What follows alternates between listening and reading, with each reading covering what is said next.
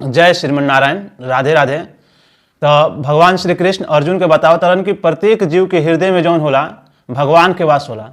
तो ऐसे कोनो भी कार्य के मनुष्य के भौतिक इच्छा के पूर्ति खातिर वो हमें आसक्त होकर कार्य ना करे के चाहे ना। तो अगर वो आसक्त होकर कार्य करता ओकर पूर्ति नहीं के होत तो ओकर बड़ा ही समझी कि अमंगल होई, बड़ा ही कष्ट होई, ओकरा दुख होई, अंदर से आत्मा के दुख पहुँची। और अगर इस जीवात्मा के लोग झूठों को इंद्र तृप्ति का दुख पहुँचाता तो उसे कोनो फायदा नहीं खे।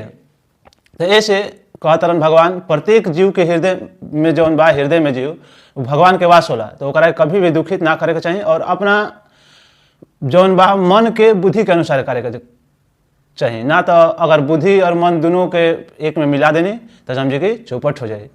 आगे भगवान कौना प्रकार से अर्जुन को समझावतारन, कहतारन तमेव शरणं गच्छ सर्वभावेने भारत तत्प्रसादात् परम शांति स्थानं प्राप्स्यसि शाश्वतम।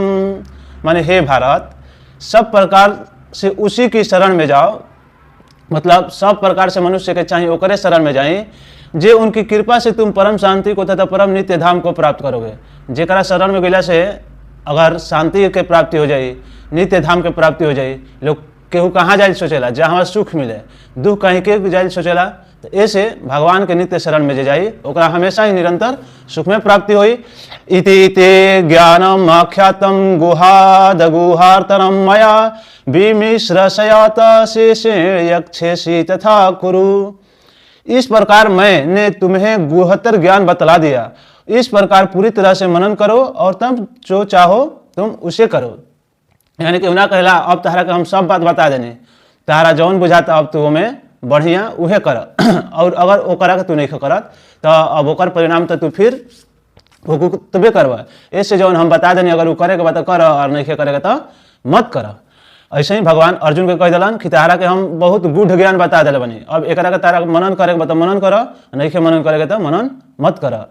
सर्वगुहातमं भूय श्रेणु मे परम वचः इष्टोषि मे दृढ़मिति ततो वक्ष्यामि ते हितम।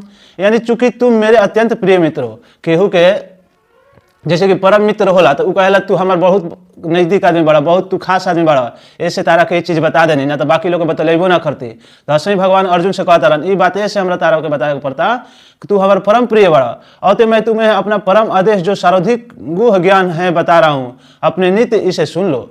ऐसे जो गुढ़ ज्ञान बढ़ुए उहे तारा के हम बताओ तनी नित्य रूप से सुन लो। मनमना भव मदक्तो मदाजी मा नमस्कुरु माम वैश्यसी सत्यम ते प्रति जाने प्रियोसी में। माने सदैव मेरा चिंतन करो। भगवान कहता रहन जे भगवान के चिंतन करेला, भगवान मेरे भक्त बनो, मेरी पूजा करो और मुझे नमस्कार करो, इस प्रकार तुम निश्चित रूप से मेरे पास आओगे और मैं तुम्हें वचन देता हूँ क्योंकि तुम मेरे परम प्रिय मित्र हो। ऐसे भगवान कहता रहन अर्जुन के तू हमारे सदैव चिंतन कर, हमारे सदैव पूजा कर, हमरे के नमस्कार कर, निश्चित रूप से तू हमारा पास आ जीवत। ऐसे भगवान के जी नित्य रूप से पूजा करी, भगवान के नित्य रूप से ध्यान करी, भगवान के जी नित्य रूप से गुणगान करी, वो अवश्य ही भगवान के पास पहुंच जाए। सर्वधर्मा न परित्यज्य मामेकं शरणं वज्र अहम त्वां सर्वपापभ्यो मोक्षयास्मि मा शुचु।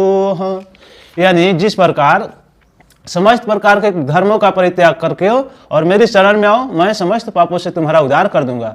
ऐसे मनुष्य के भगवान के पूजा करे से डरे के ना चाहिए, भगवान के शरण में जाए से डरे के ना चाहिए। ऐसे भगवान एकदम अर्जुन से कह रहा बड़न कि तू हमारा शरण में आ जा, अपन कोनो भी धर्म के परित्याग करके मैं समस्त पापों से तुम्हारा कष्ट को उद्धार करूंगा। ऐसे भगवान बहुत ही दयालु हवन, जे भी भक्ति रूप से भगवान के शरण जाला ओकरा के भगवान जौन भी कष्ट दुख होला सबके ओकर नाश करला।